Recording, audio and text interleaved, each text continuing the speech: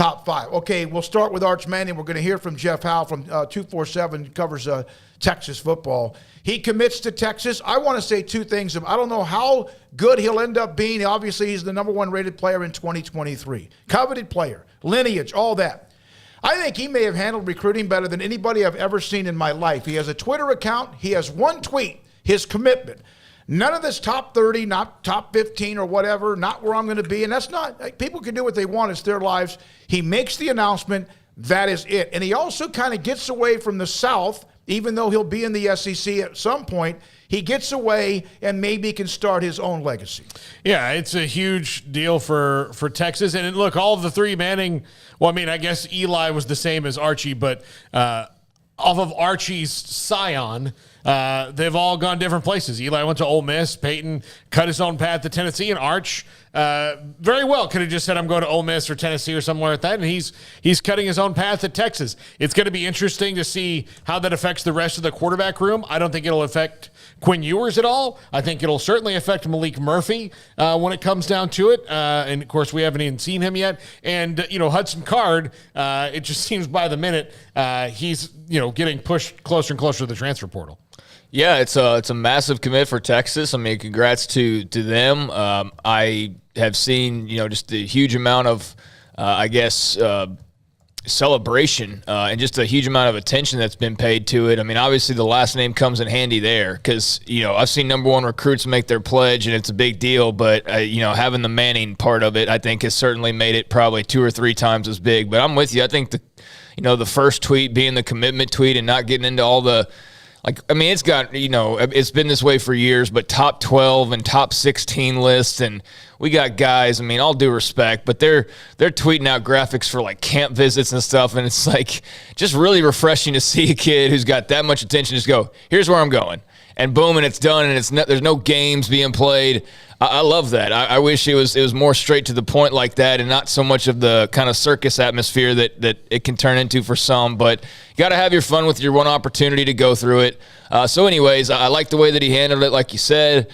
I don't know how great of a player. I know he's a great player, but to what extent, I have no idea because I've only seen the highlight clips, and I don't know how all that translates. But, apparently – there's a belief that he's that guy. So we'll see here in a couple years or whenever that time comes for him. I'm not trying to get too over my skis, and I'm definitely not trying to downplay it, but can I see Quinn Ewers first before I get too worried about Arch Manning? That's where I'm coming from is this is massive. But I don't know, as a guy who I know is going to be covering Big 12 teams, do I even see Quinn Ewers play in the Big 12? I don't know. It's going to be kind of cutting it close depending on – when they actually do. You mean Arch Manning? Arch Manning, yeah. Sorry. Arch. Do I even see Arch Manning play in the Big 12? I don't know. Probably not.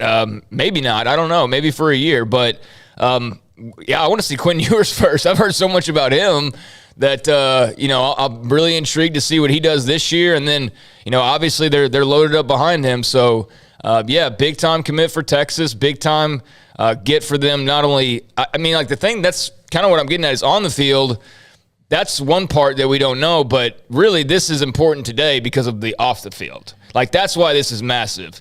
And I don't think everybody's celebrating because the way he throws the football. I think they're celebrating just as much because of the recruits they're not going to get because of Arch Manning and because of the momentum they get from it and because of that extra build into the SEC and all that comes with that. And, of course, all that comes with the Manning name. That's why, to me, it's such a big deal. The on-the-field part, we're not going to know for a while. And if Quinn Ewers is as touted, then, we're really not going to know for, 2 or 3 years. But it's a big deal, no doubt about it. There have been 3 quarterbacks who have had the perfect rating, according to most recruiting services. Vince Young, he turned out to be really good, about as good as anyone's ever been.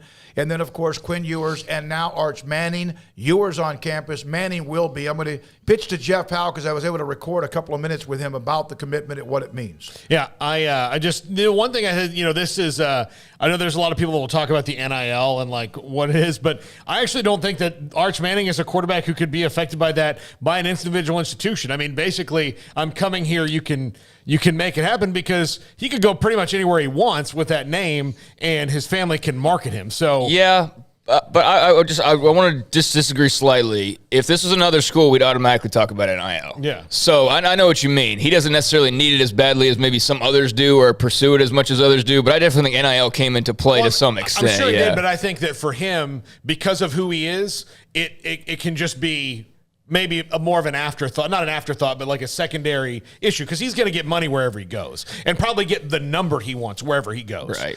It's probably just about, all right, look, here's the number I want.